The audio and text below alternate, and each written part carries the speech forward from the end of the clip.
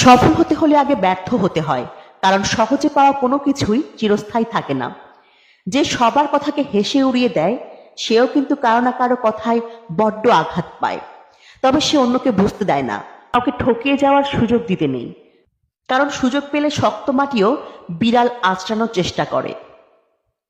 সবাইকে কাছের মানুষ ভেবো না, কারণ মুখোশধারী মানুষগুলো সবসময় কাছের মানুষ হয়ে আসে।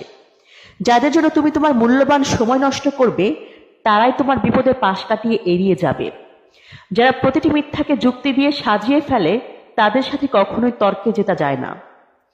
সময় থাকতে যাকে মূল্য দিবে না, সময় ফুরালে তার নাগাল আর চাইলেও পাবে না। কারণ আত্মসম্মান সবারই আছে। ফাঁকি দিলে হয়তো দায়িত্ব এড়ানো যায়, কিন্তু নিজের কাছে স্বচ্ছ হওয়া যায় না। সফলতার দ্বারপ্রান্তে এসে যে মানুষটা হারিয়ে যায়, সে মানুষটা জানে হেরে যাওয়ার ব্যথা কতটা গভীরে লাগে। আপনার অনুপস্থিতিতে যদি কেউ আপনাকে স্মরণ না করে, তাহলে আপনার সেখানে উপস্থিত না থাকাই শ্রেয়। কারণ আপনি তাদের প্রয়োজন ছিলেন, প্রিয়জন হতে পারেননি। বেঈমানদের কখনো অনুশোচনা হয় না, আর বহুরূপীদের জীবনে ভালোবাসার মানুষের কখনো অভাব থাকে না।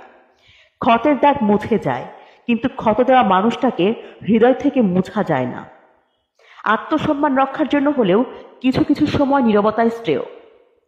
একটা সময় পর তুমি নিজেই নিশ্চুপ হয়ে যাবে, হয় তুমি ভালো থাকতে, না হয় অন্যকে ভালো রাখতে। মানুষ সব আঘাত ভুলতে পারলেও কথার আঘাত ভুলতে পারে না।